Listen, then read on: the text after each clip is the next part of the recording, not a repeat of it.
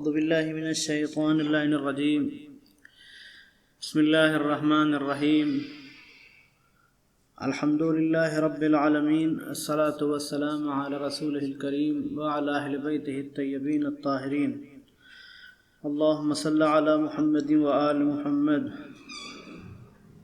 عزیزان محترم، اس سے قبل کی گفتگو میں سورہ حمد کے سلسلے میں ہماری کچھ گفتگو ہوئی تھی۔ سورہ حمد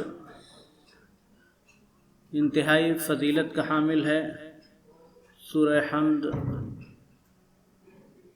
خداوند عالم کا مخصوص سورہ ہے اور مخصوص نعمت ہے کہ جو پیغمبر اکرم کو ہدیہ کی گئی ہے۔ ہمارے سروں کے تاج عالمین پر اللہ کی رحمت، جن کی ذات پر صلوات و سلام ہو، فرمایا جب میں شب معراج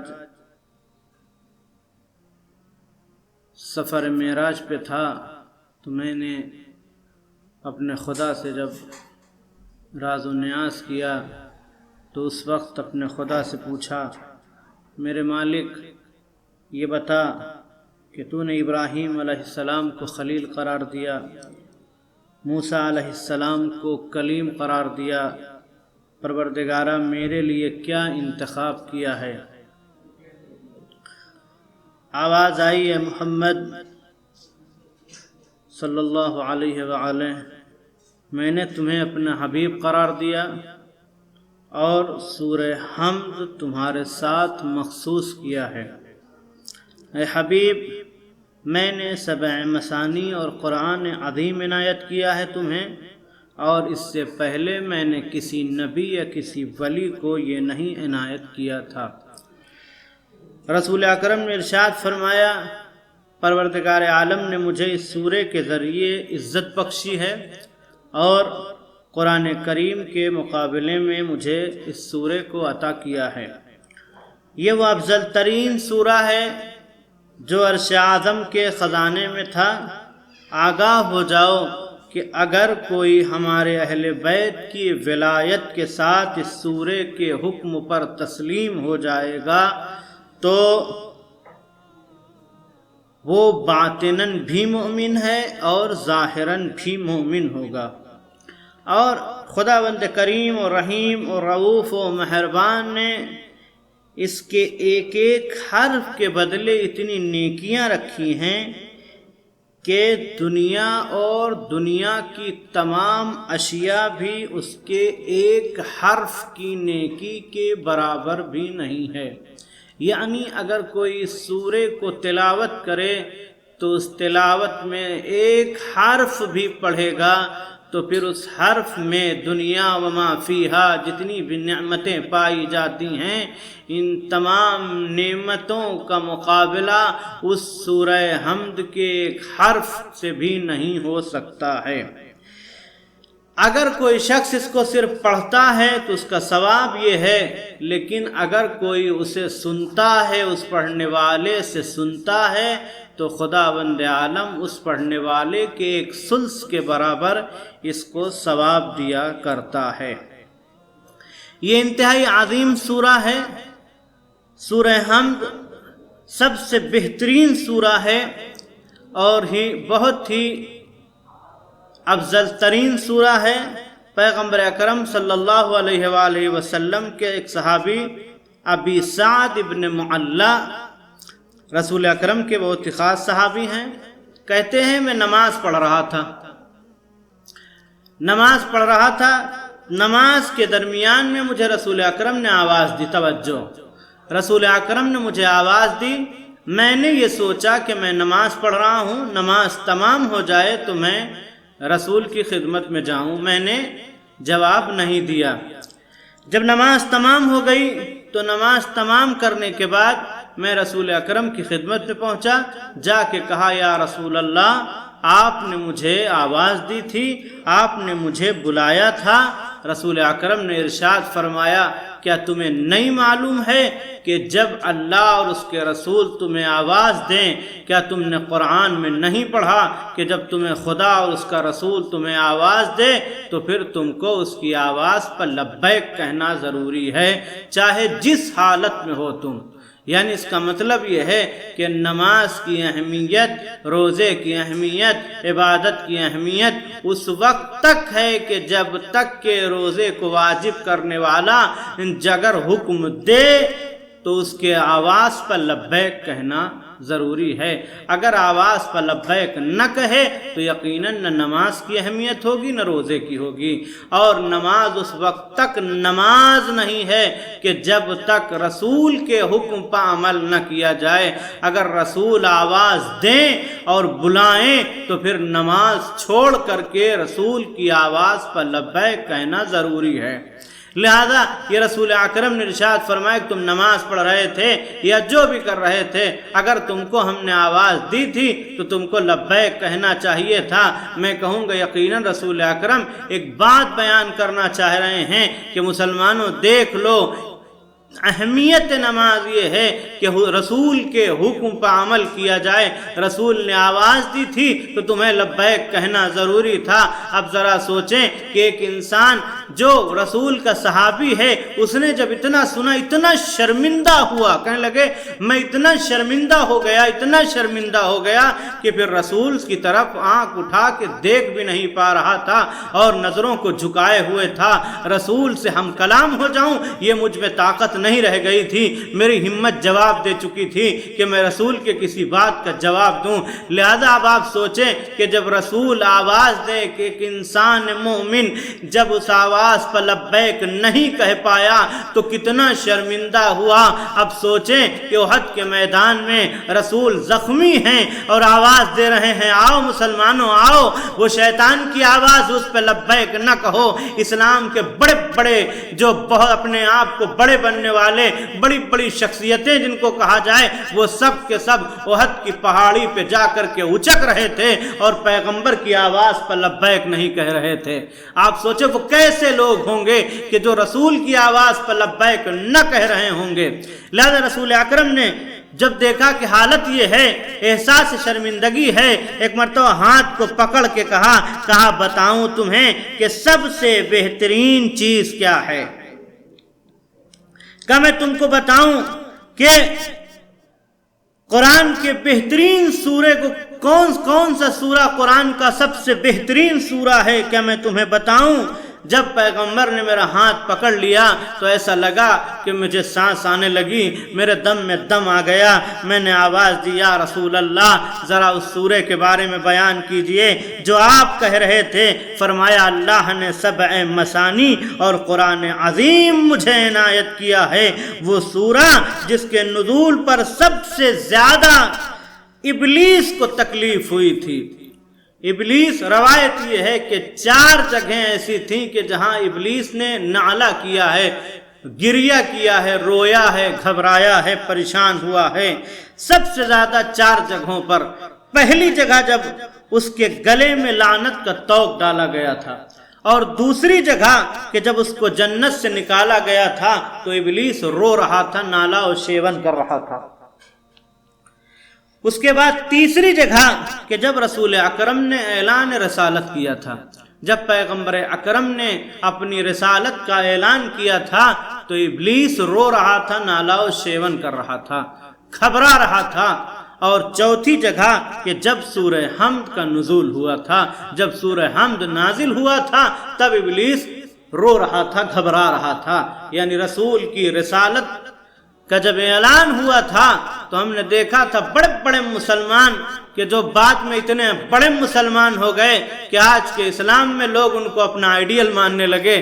وہ لوگ کہ جب اسلام سنا تھا تو کوئی کسی کے اوپر حملہ کر رہا تھا، کوئی عمار یاسر کو لے جا کر کے زخمی کر رہا تھا، کوئی عمار یاسر رضی اللہ تعالی عنہ کے والدہ کو مار رہا تھا، کوئی ان کے باپ کو مار رہا تھا۔ اس کے بعد کسی نے جا کر کے اپنی بہن کو کلام پاک کی تلاوت کرتے سنا تو جا کر کے اتنی زور سے مارا تھا کہ بہن زخمی ہو گئی تھی۔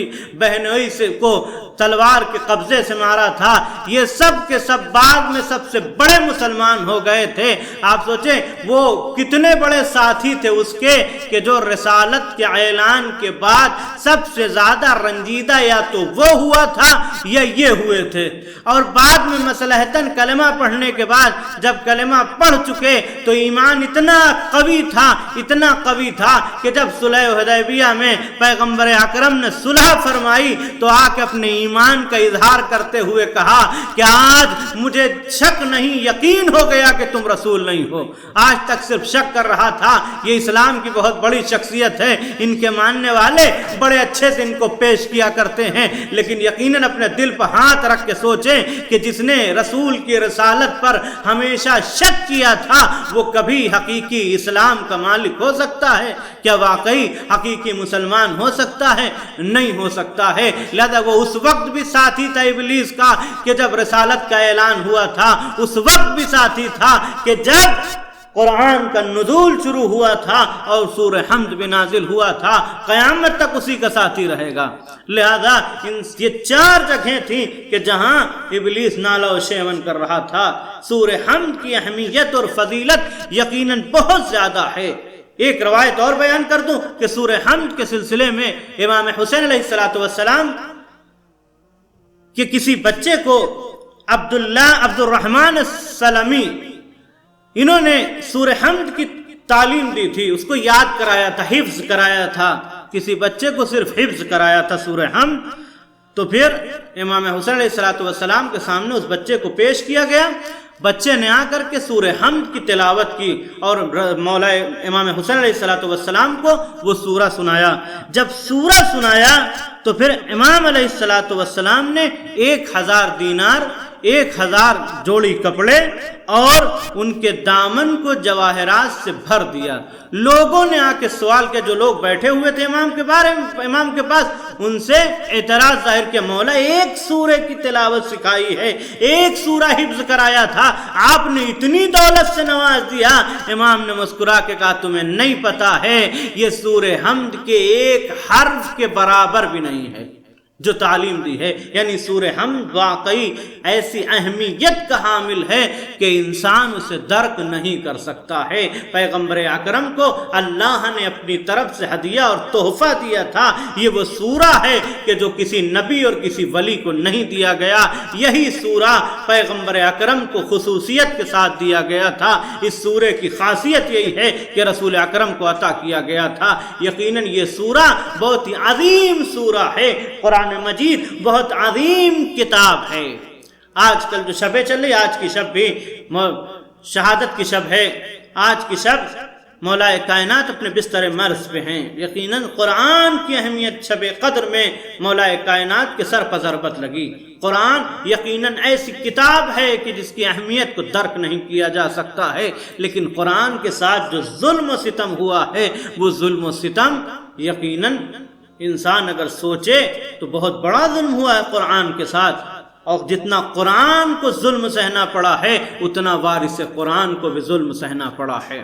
قرآن کے اوپر جو ظلم ہوا ہے، پہلا ظلم صفین کے میدان میں ہوا ہے کہ لوگوں نے اس کو نیزے پہ بلند کر کے لا کے سامنے رکھ دیا تھا۔ یہ قرآن نیزے پہ بلند ہو رہا ہے۔ اس کے بعد جو ظلم کا سلسلہ شروع ہوا ہے تو مسلسل جاری ہے، آج تک اس کے اوپر ہے۔ ولید نے ایک استخارہ کیا، ایک فال نکلوائی، ولید نے فال غلط آئی، اس کے حق میں نہیں آئی، تو اس نے قرآن کو لے جا کر کے لٹکا دیا اور اس کے بعد اس پہ تیروں کی بارش کروا دی۔ قرآن کے ٹکڑے ٹکڑے ہو کر کے گرنے لگے۔ اس نے کہا جا کے اپنے خدا سے کہہ دینا کہ ولید نے مجھے پارا پارا کر دیا۔ آپ سوچے جب قرآن پر اتنا ظلم ہوا ہے تو وارث قرآن کے اوپر کتنا ظلم ہوا ہوگا۔ قرآن کی اہمیت کو لوگ بھول چکے تھے، نیزے پہ لا کر کے رکھ دیا تھا قرآن کو۔ قرآن اس طرح سے ولید نے پارا پارا کر دیا تھا۔ جب وارث قرآن کا مرحلہ آیا ہے کہ جب قرآن کی کوئی عزت نہ رہ گئی تھی تو آپ سوچے وارث قرآن کیسے ہوتا ہوگا۔ مدینے کی گلیوں میں ٹہلتے ہیں، گھر پہ آئے، آ کے بیٹھے ہیں، سر کو جھکائے ہوئے ہیں۔ ایک مرتبہ شہزادی نے سوال کر لیا، مولا کیا بات ہے آج سر کو جھکائے ہوئے ہیں۔ کیا بات ہے مولا، ہم نے سنا ہے کہ لوگ آپ کو سلام نہیں کرتے ہیں۔ ایک مرتبہ گھبرا کے شہزادی کی طرف دیکھا، آنکھوں میں آنسو ہے۔ شہزادی بس اتنا نہیں ہے کہ لوگ مجھے سلام نہیں کرتے، علی اتنا مظلوم ہو چکا ہے کہ اگر سلام کرتا ہے تو لوگ سلام کا جواب بھی نہیں دیتے ہیں۔ کتنی مظلومیت ہے اس علی کی کہ جو آج سے کچھ دیر قبل، کچھ دنوں قبل جو ہے وہ رسول کے ساتھ ساتھ رہتا تھا۔ ایک مرتبہ قرآن کو جمع کرنا شروع کیا، جب قرآن جمع کر چکے آواز جانتے ہو رسول نے کیا فرمایا ہے؟ کوئی بھی آیت ایسی نہیں ہے کہ جس کا علم علی کو نہ ہو، کوئی بھی سورہ ایسا نہیں ہے کہ جس کا علم علی کو نہ ہو۔ اگر رات میں نازل ہوتی تھی صبح ہونے سے پہلے علی کو معلوم ہو جاتا تھا، اگر دن میں سورہ نازل ہوتا تھا شام ہونے سے پہلے علی کو معلوم ہو جاتا تھا۔ اتنا علم رکھنے والا جو قرآن کو جانتا ہے، اعلان ہوا قرآن کو جمع کر دیا جائے۔ ایک مرتبہ اس معلم قرآن و وارث قرآن نے قرآن کو جمع کیا، لے آ کر کے قرآن دیا، لو ہم نے جمع کیا، نہیں ہم تمہارے قرآن کو قبول نہیں کریں گے۔ ایک صحابی کے قرآن کو قبول کر لیا جائے اور وہ وارث قرآن جو رسول کا داماد اور بھائی ہو، جو رسول سے قرآن سنا ہو، جس نے بچپن سے لے کر کے جوانی تک رسول کی آغوش سے لے کر کے انگلی پکڑتے ہوئے رسول کے پیچھے پیچھے چلا ہو، جس نے ہر وقت قرآن کو سنا ہو اور آج وہ قرآن پیش کر رہا ہے لیکن قرآن قبول نہیں کیا جا رہا ہے۔ کیا گزری ہوگی اس علی کے اوپر کہ جب قرآن پیش کیا ہوگا لوگوں نے انکار کر دیا ہوگا، کیسے برداشت کیا ہوگا؟ لیکن سلام ہو آپ پہ مولا، آپ نے کیسے برداشت کیا ہے؟ جس علی کے بازوؤں میں اتنی قوت تھی کہ باب خیبر کو اکھاڑا تھا، پورا لشکر اس باب سے گزر گیا تھا۔ جب مولا کو رسی باندھ کے مسلمان لے کے چلے، ابھی لے کے چلے تھے، ایک یہودی دیکھ رہا تھا، اس نے کہا اشہد ان لا الہ الا اللہ۔ مسلمانوں نے پوچھا تم نے کیسے کلمہ پڑھ لیا؟ تم تو مسلمان نہ تھے، یہ کون سا وقت ہے اسلام لانے کا کہ تم نہیں دیکھ رہے ہو وہ جو سامنے آ رہا ہے، جس کے ہاتھ میں رسی بندھی ہوئی ہے، جس کو مسلمان کھینچتے ہوئے لا رہے ہیں؟ میں نے خیبر میں دیکھا ہے، اتنی قوت تھی اس کے بازوؤں میں، خیبر کا در ہاتھوں پہ لیے ہوئے تھا۔ آج کون سی مصلحت ہے کہ یہ کچھ نہیں بول رہا ہے، خاموشی سے سر جھکائے ہوئے چلا آ رہا ہے؟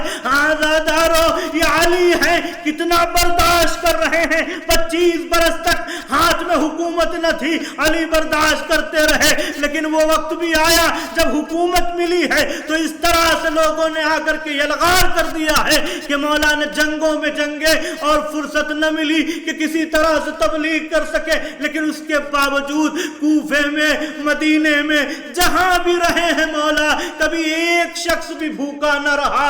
ہر ایک غریب کے پاس جاتے ہیں، دوستوں کے پاس بھی جاتے ہیں، دشمنوں کے پاس بھی جاتے ہیں، ایک ایک کو جا کے دانا پہنچاتے ہیں، کھانا اور پانی پہنچاتے ہیں۔ مگر ہائے وہ وقت بھی آیا جب ضربت لگی میرے مولا کو، مولا ضربت کھائے ہوئے اپنے گھر میں آئے ہیں۔